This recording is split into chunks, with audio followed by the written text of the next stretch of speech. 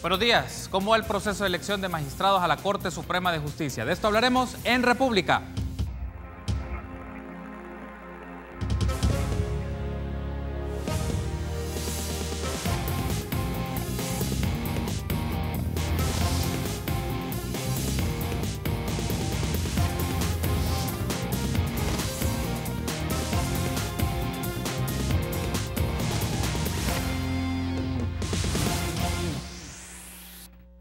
Muy buenos días, qué gusto que nos acompañe en una nueva edición de República. Les saluda Carlos Monterrosa, qué gusto que inicie su semana junto a nosotros del 27 de agosto del año 2018, deseando que esta semana sea de mucho éxito para usted en todas sus actividades personales y profesionales. Les saluda Carlos Monterrosa. Vamos a hablar en la primera parte de República sobre el proceso de elección de magistrados a la Corte Suprema de Justicia, bajo la expectativa de que a finales de la semana anterior se iba a tomar alguna decisión. Se tenía un borrador de un dictamen, se hizo una discusión en la plenaria, pero no se logró un acuerdo. Queremos saber un poco, analizar un poco qué está pasando, cuáles son algunas de las variables importantes, porque ya tenemos más de un mes y medio y todavía no se ha tomado decisión de quiénes van a configurar la sala de lo constitucional, quién va a ser la persona que llegará a la sala de lo civil y quiénes serán los suplentes de estos magistrados. Es un gusto para mí recibir a Erika Saldaña, presidenta del Centro de Estudios Jurídicos, y también está conmigo Jacobo Cruzosa, representante de la Organización Civil Progresista. Buenos días, bienvenidos a República. Bienvenida, Erika. Buenos días, gracias por la invitación, Carlos. Bienvenido, Jacobo, un gusto, buenos días. Gracias, buenos días. Gracias por tomar la invitación y estar conmigo temprano por la mañana de lunes. Y me gustaría que iniciemos un poco con esto. El jueves pasado, como mencionaba, se había elaborado dictamen de comisión política para elegir a 4 magistrados propietarios de la Sala de lo Constitucional con sus respectivos suplentes. Pero no se tomó la decisión de nombrarlo, es decir, llegamos a 6 semanas sin magistrados, Erika. Desde sus organizaciones, en este caso en particular el Centro de Estudios Jurídicos, ¿cuáles son los argumentos o las razones o el punto por el cual no se han logrado los votos suficientes para elegir a los 4 magistrados propietarios de la Sala de lo Constitucional y 1 de la Civil? A ver, creo que el problema no es solamente de que no se hayan logrado los votos. Creo que esto ya era previsible el jueves, que intentaron hacer un madrugón legislativo y elegir a los diputados, a los magistrados, y el viernes que continuó la plenaria e hicieron el intento. Esto ya era previsible porque el dictamen bajó únicamente con las firmas de Arena, PCN y PDC. Entonces, aunque tenían la mayoría dentro de la comisión, no tenían mayoría en la plenaria para elegir. Entonces, todos ya sabíamos más o menos cómo podía terminar el asunto. Pero el problema no es solamente de que no lograron los votos, es que nosotros como organización hemos estado pidiendo desde hace mucho tiempo a la Asamblea Legislativa que realicen un procedimiento objetivo y transparente. Y esto es lo que a la fecha, 43 días después de que dejaron su cargo los magistrados de la sala anterior, no hemos visto. Entonces el problema no es solo los motivos, porque estos motivos no quedan claros debido a que no tenemos un proceso transparente, y los diputados han aceptado públicamente de que esto se trata de un reparto partidario. Entonces, ¿qué podemos pensar? Que no han llegado a la repartición que agrada a todos. Entonces, creo que estos son 2 problemas graves que tiene la Asamblea Legislativa ahorita, que no han elegido magistrados.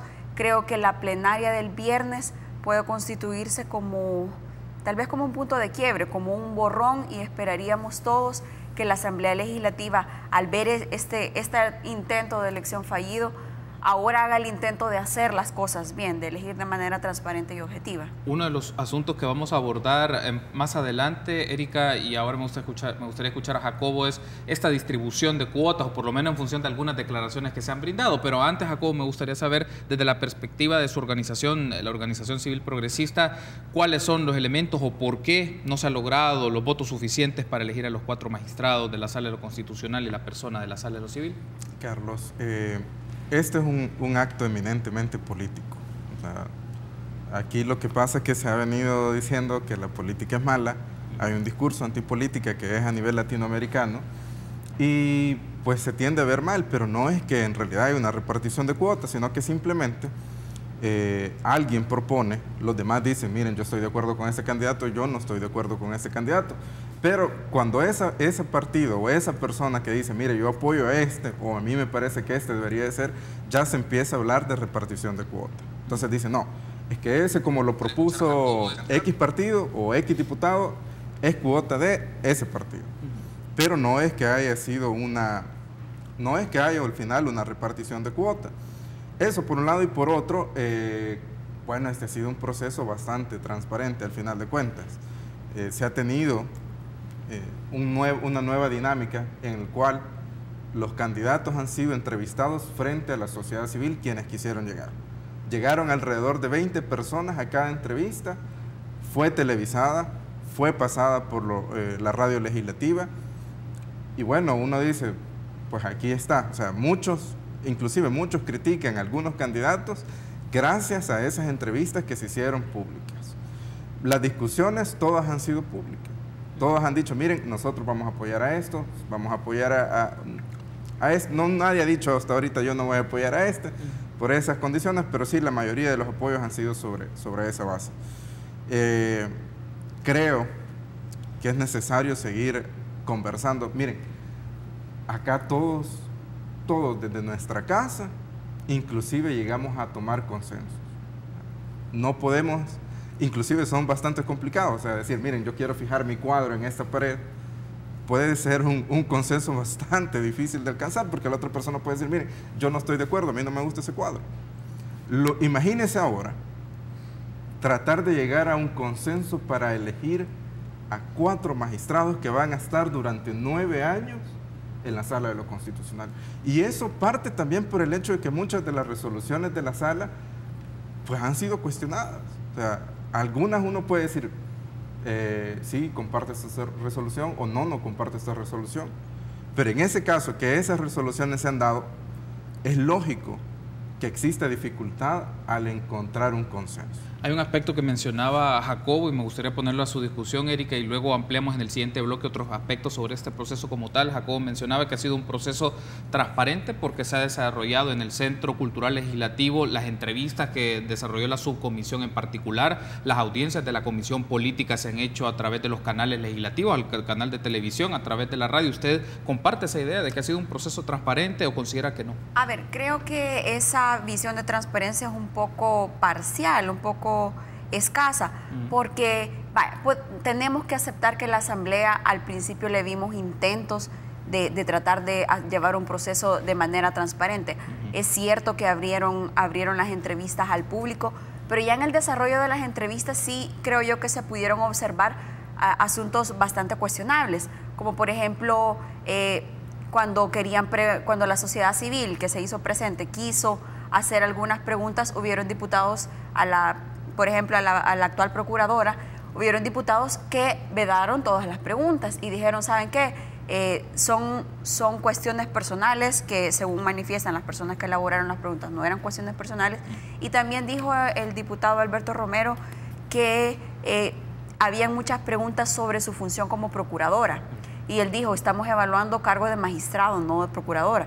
Yo creo que cuando se está intentando poner a una persona como funcionario público, otra vez cuando ya trae cargos anteriores, creo que es necesario saber cómo llevó a cabo su gestión para evaluar si merece o no que se le ponga en otro cargo. Ahora, también otra cosa a señalar sobre esta transparencia, en el dictamen de la Comisión Política que se leyó el viernes, leyeron todo el dictamen y el dictamen concluía que de acuerdo a las evaluaciones realizadas y de acuerdo a las entrevistas, todos eran igualmente competentes para el cargo de magistrados. La conclusión era que las 30 personas eran igualmente competentes y eso lo decimos tajantemente desde el Centro de Estudios Jurídicos, eso es falso. O sea, todas las personas no tienen la misma experiencia, los mismos estudios, la misma experticia. Entonces, no todos son igualmente competentes y hemos estado insistiendo en que para un cargo tan técnico como una magistratura es necesario que se tengan conocimientos especializados. Una persona no puede llegar a aprender ahí a ser juez, a analizar resoluciones judiciales, porque le estamos poniendo en sus manos la toma de decisiones bastante complicada. Y también quería agregar algo sobre lo que decía Jacobo, que estábamos dentro de la Asamblea Legislativa, que es un órgano eminentemente político, y tiene toda la razón. Pero creo que el margen de discrecionalidad se reduce cuando la obligación de la Asamblea es elegir bien, elegir a los más competentes. Entonces no podemos decir que la Asamblea Legislativa puede elegir a cualquiera de los 30 porque se trata de un órgano político y al final de una negociación política, cuando una de las premisas es que se tiene que elegir a las personas más competentes para el cargo. Hay un asunto que mencionaba Erika y me gustaría escuchar tu reacción sobre eso, Jacobo, antes de irnos a la pausa. Erika menciona que son 30 perfiles y que según la lógica de cómo se iba mencionando el dictamen, los 30 tenían las mismas condiciones y el mismo nivel de competencia para este cargo. ¿Vos compartís esta afirmación o tenés una perspectiva diferenciada sobre esto, en donde hay perfiles que destacan más que otros o todos en principio parten en la misma igualdad de condiciones? Todos parten en la misma igualdad de condiciones y este es un problema que debe de analizarse porque todos le dicen a la Asamblea, eligen bien, pero la Asamblea ya recibe un listado de 30 candidatos, 15 por la Federación de Abogados, 15 por el CNJ. Se supone, partimos del hecho de que si fueron electos desde la Federación de Abogados y del CNJ es porque cumplen los requisitos mínimos. Ahora, aquí hay un problema también de parte de la sociedad civil, porque viene y dice, mire, aquí tenemos un baremos, que es un mecanismo de medición, de puntaje, pero el baremos lo hacen cuando ya tenés los nombres. O sea, transparente sería decir, miren, este es el baremo que nosotros hemos hecho como sociedad civil previo a conocer los nombres, pero si yo ya tengo los nombres, por ejemplo, dentro de todos los candidatos yo tengo a alguien que ha estudiado un doctorado, un postdoctorado fuera de España, yo fácilmente puedo poner, mire, le voy a asignar una puntuación de 20 a esta persona que ha estudiado una maestría o un postdoctorado en España. Y entonces después dicen, mire, pero es que nosotros hicimos este instrumento y de acuerdo a este instrumento, esta es la persona mejor calificada. Pero eso es falto de transparencia, porque los baremos se hacen antes de conocer a las personas. Pero ya cuando se tienen las personas, ya es fácil crear un perfil dirigido para esa persona.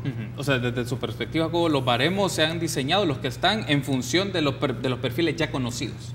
Sí, exacto. Se han diseñado posterior, no tal vez en función de los perfiles, pero se han diseñado posterior al conocimiento de los nombres de las personas que ya son candidatas. Entonces así no tiene chiste, porque yo ya sé por ejemplo, yo si tuviera algún tipo de interés en alguien, yo ya sé cuál es el perfil de esa persona y yo puedo decir, bueno, yo lo voy a adecuar a fin de que esta persona salga mejor evaluada y lo voy a adecuar para que este otro salga mejor evaluado o salga peor evaluado. Entonces es bien difícil hacer un baremo y decir que ese es el mejor mecanismo para decir que estas personas son las adecuadas cuando se hace posterior al conocimiento de los nombres. Eso debería de haber sido previo. Debo de hacer una pausa. Para regresar me gustaría que discutamos esto sobre el tema de si hay expresiones más marcadas de representación de intereses partidarios en la búsqueda de configurar la Sala de lo Constitucional. Una pausa. Regresamos en minutos.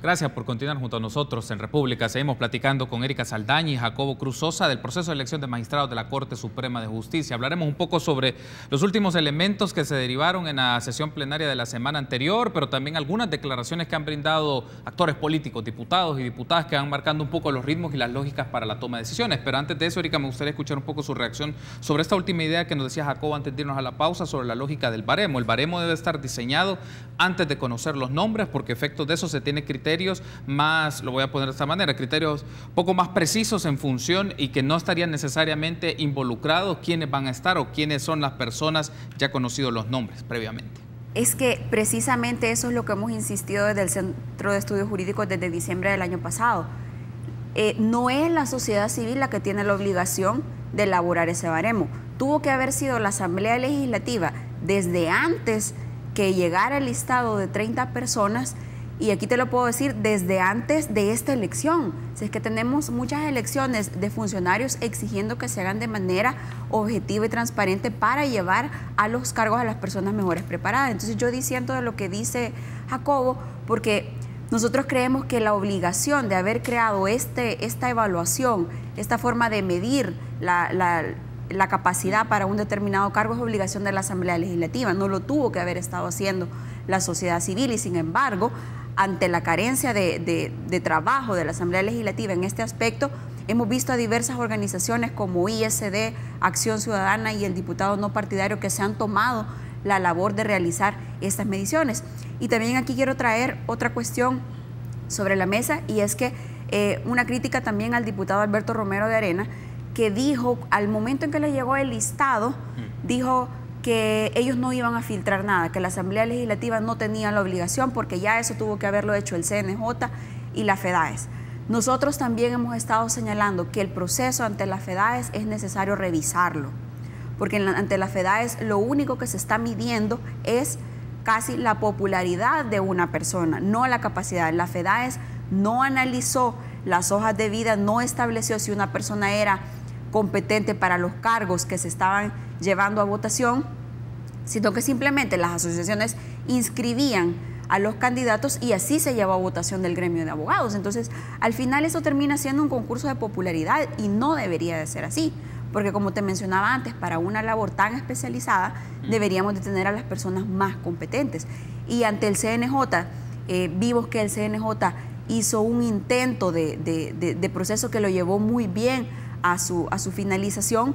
Sin embargo, como en todo proceso y como humanos que somos, hubieron ciertas falencias que quedaron a la vista después cuando salieron publicaciones de periódicos que decían que personas que habían sido propuestas por el CNJ, por ejemplo, tenían demandas en la Procuraduría General de la República, en la Corte de Cuentas. Entonces, este es algo que se tiene que corregir ante el CNJ, pero sí también hay que reconocer que esta institución hizo un intento bastante avanzado de ellos filtrar los perfiles. Ahora, quiero incorporar otro elemento en la discusión sobre lo que ocurrió la última semana, Jacobo, y te lo pregunto así, ¿consideras que los partidos políticos dejaron en evidencia su interés de estar representados en la Sala de lo Constitucional? ¿Por qué lo menciono? Dos declaraciones, una fue de Juan José Martel, y Juan José Martel hasta mencionó por dónde van los escenarios de distribución, es decir, Arena bajo la expectativa de tener dos magistradas en la Sala de lo Constitucional, el FMLN1, el PCN1, y gana a la Sala de lo Civil. La otra opción mencionaba Arena, FMLN y PCN, una representación en la Sala de lo Constitucional, según como lo presentó en los escenarios Juan José Martel.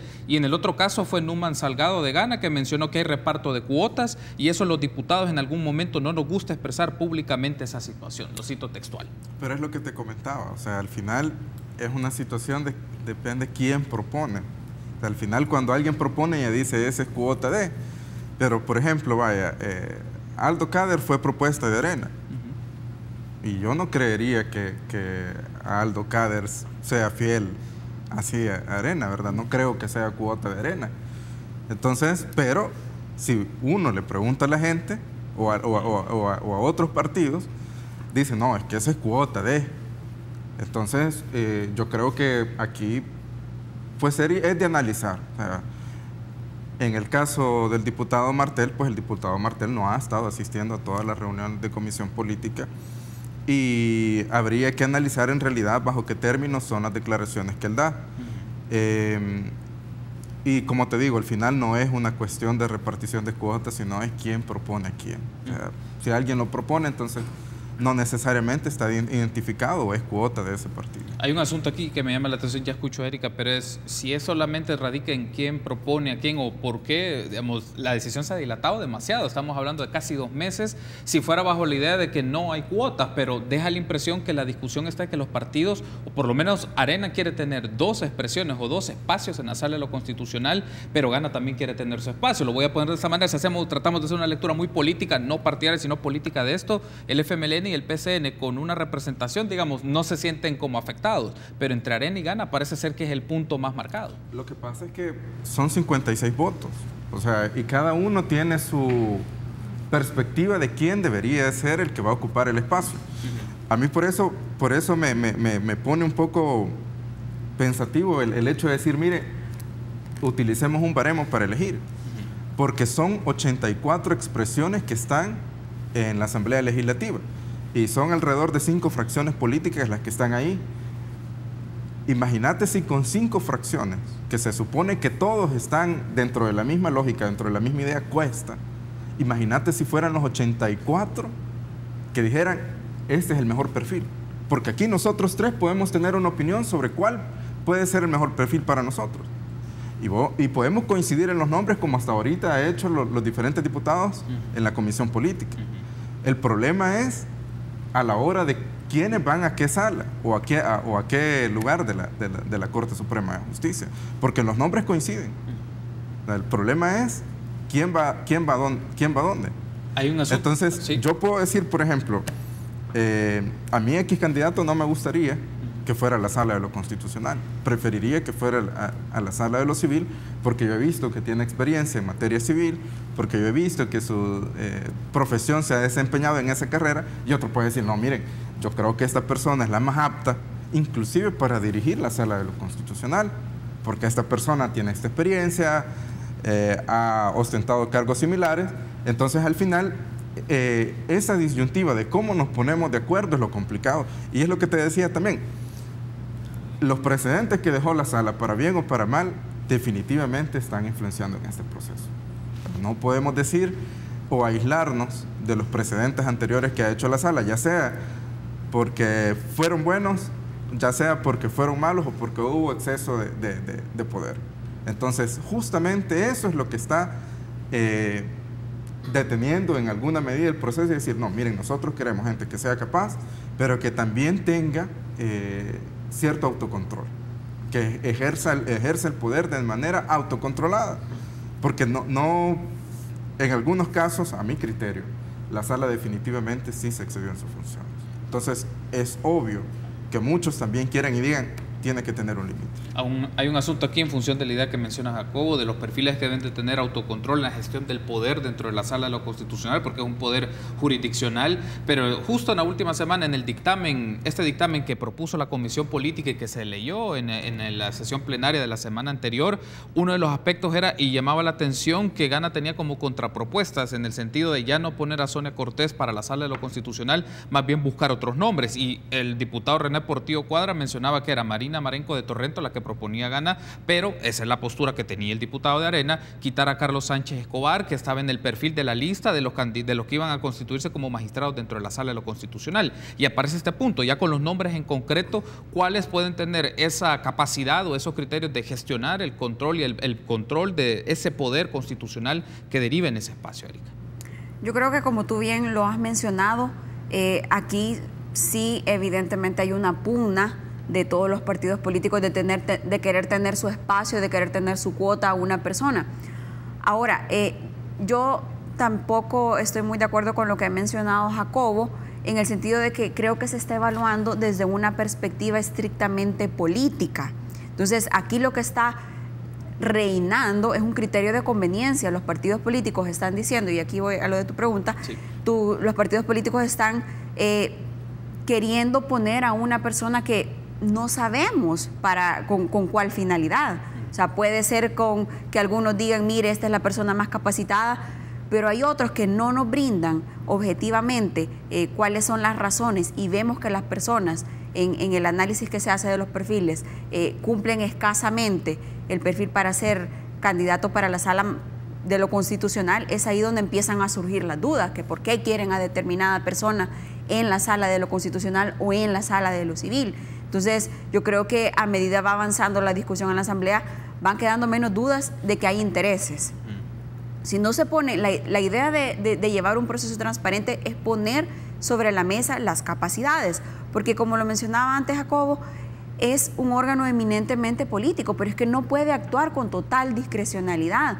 Esto se trata de una cuestión jurídica también. La sala ha dado muchos lineamientos jurídicos sobre los cuales deberían trabajarse para hacer una elección que nos lleve a los mejores perfiles, pero es lo que no se está haciendo, sino que únicamente la Asamblea lo que está haciendo es tomar una visión estrictamente política, dejando atrás que tienen la obligación ellos de cumplir con la Constitución.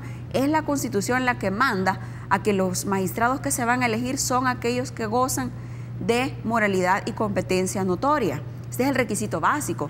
Pero a ver, como les mencionaba al principio, este es también un concepto que hay que medirlo de persona a persona. Tú puedes comparar y puedes decir, esta persona está más capacitada que esta.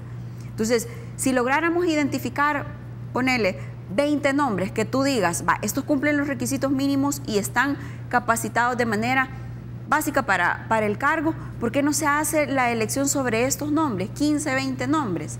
Pero es mentira de que todos están igualmente calificados y la Asamblea únicamente está haciendo el trabajo político y se le olvida, creo yo, que tienen que cumplir la Constitución. Perfecto, tenemos que hacer una pausa. Al regresar me gustaría que hablemos implicaciones que tiene dentro de la dinámica de la Sala de lo Constitucional y su toma de decisiones como órgano jurisdiccional en el campo constitucional, pero también como Corte Plena, que son elementos en el debate. Una pausa, regresamos.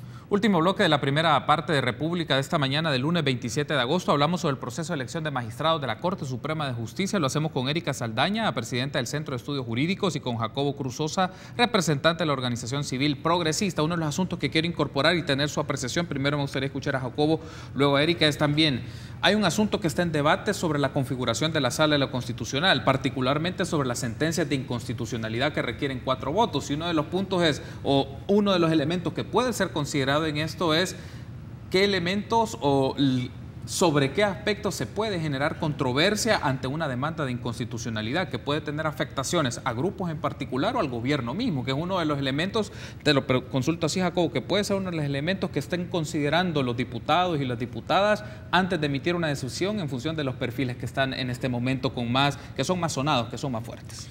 Pero es que mira, eso yo creo que debería ser una de las cuestiones primordiales que se tiene que tomar en cuenta.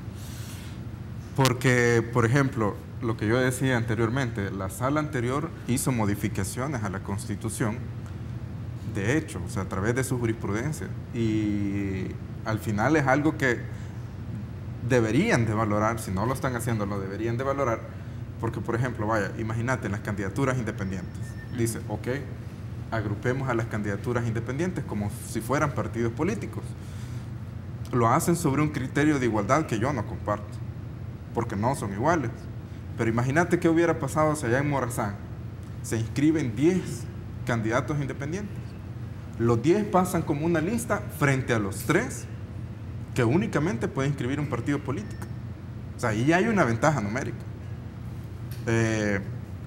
El cambio de sistema de listas cerradas y bloqueadas a sistema de listas cerradas y desbloqueadas. O sea, por ejemplo, un politólogo, Dieter Nolen, un alemán, dijo, miren, a la sala le faltó criterios suficientes para decir por qué este sistema era más democrático que el anterior.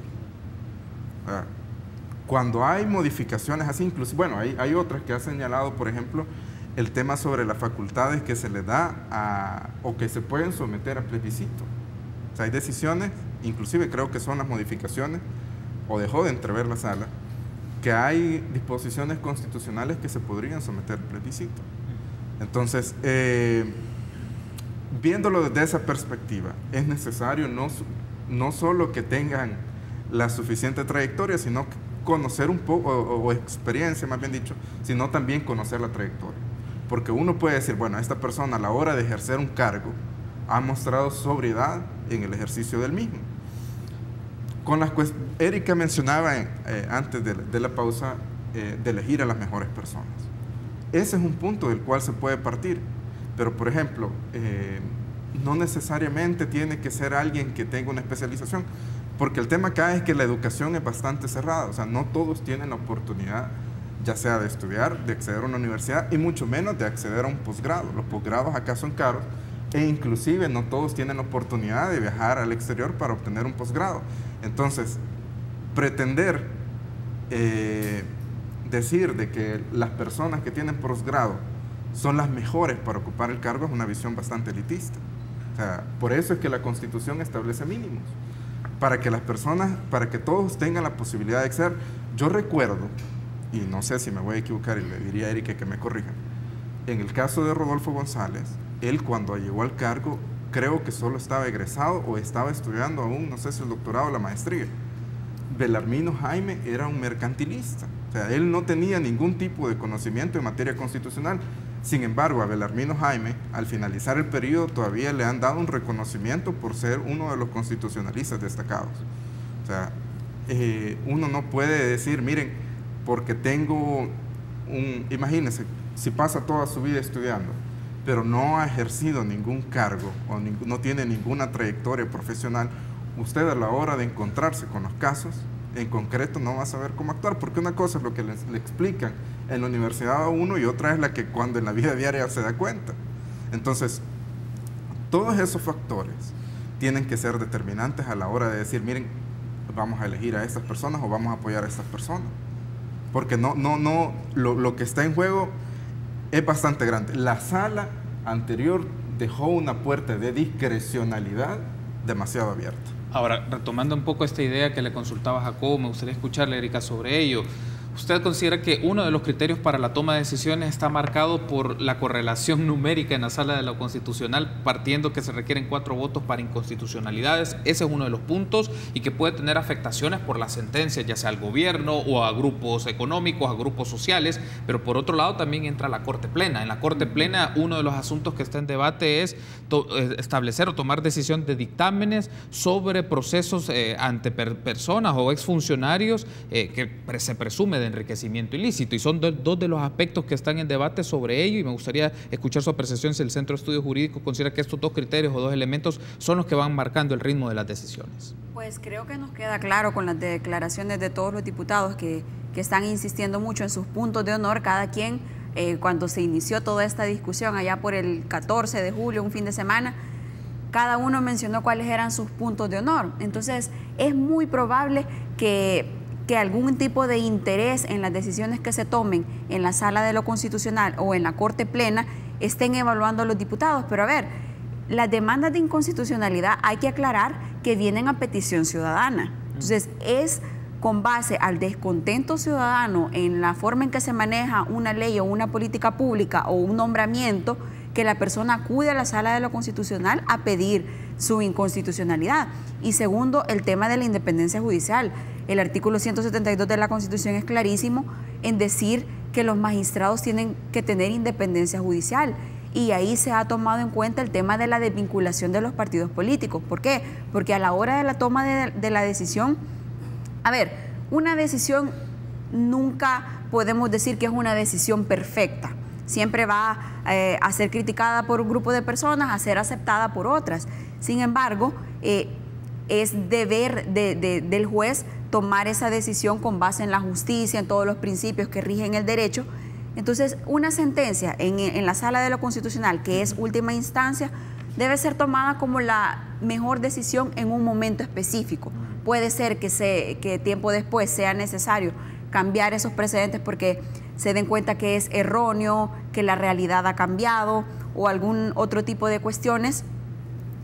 Pero mi punto es que esto no debería de ser el punto de discusión de la Asamblea Legislativa, de que si tenemos un amigo que no nos va a declarar inconstitucional una ley por una política pública o no nos va a declarar inconstitucional un nombramiento, cuando las cuestiones vienen a petición ciudadana. Es el descontento ciudadano el que se lleva a la Sala de lo Constitucional y son los magistrados los que tienen que decidir de manera jurídica, de manera técnica.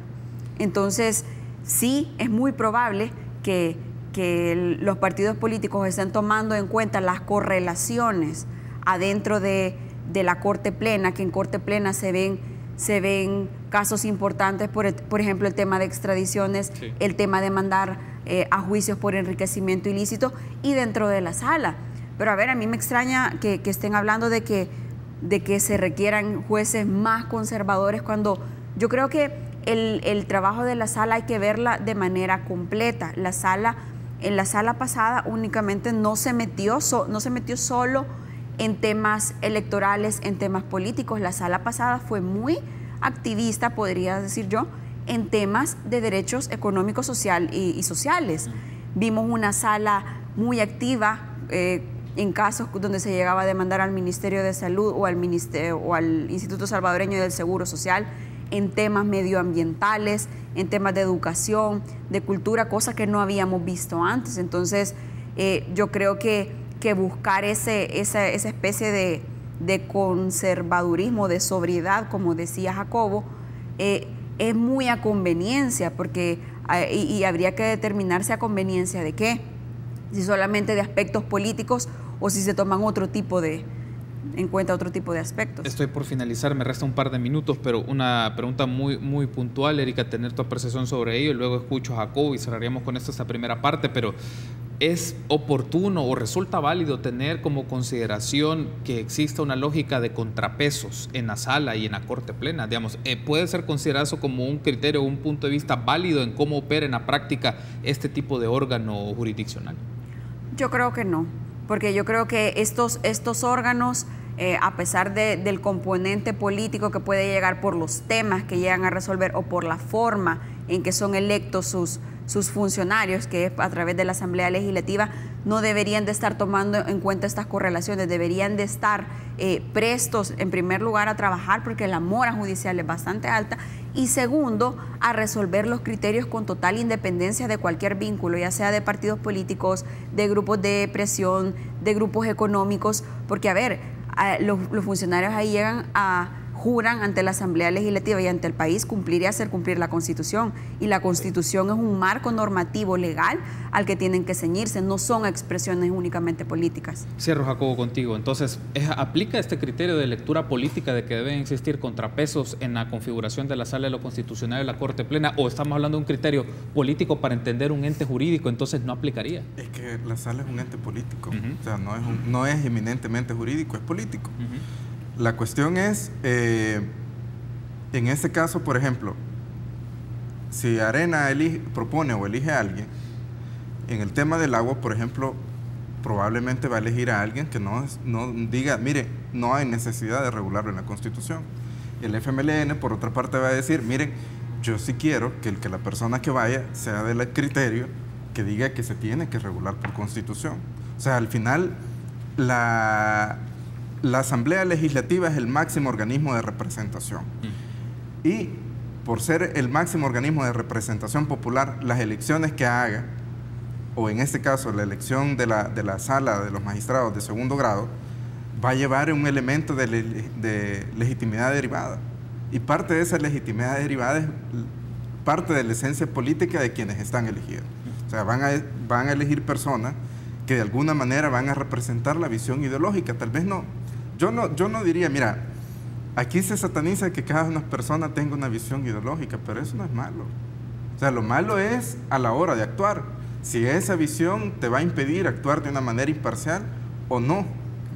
Yo no creería que alguien que diga, mire, yo soy de derecha y está en la Sala de lo Constitucional, sea malo en todas las cortes del mundo. O sea, aquí se toma bastante de referencia a Estados Unidos. Y Estados Unidos es todavía más que si se va un magistrado que fue demócrata, se busca elegir que sea otro magistrado demócrata para generar un contrapeso dentro de la misma corte. O sea, eso es algo que es normal, que se da en toda la visión del mundo. El problema no es que sea así, el problema es en el ejercicio de función, y yo por eso estoy en contra del previo que dicen, no, es que mire, esta persona la descalificamos porque tiene vinculación partidaria. Pero ¿quién lo define si el tribunal, por ejemplo, ya dice, mire, esta persona no aparece dentro de los registros de un partido? Entonces, ¿cómo se comprueba? ¿Quién es la autoridad para decir, esta persona no puede porque tiene un vínculo material? Muy bien, quiero darle las gracias por haberme acompañado, Jacobo, ha sido un gusto. Erika, ha sido un gusto que me hayan acompañado en esta primera parte de República. Hemos tenido una discusión interesante y sobre la marcha, pues esperamos que nos vuelvan a acompañar para seguir debatiendo estos temas. Gracias por haberme acompañado. Una pausa, regresamos con más.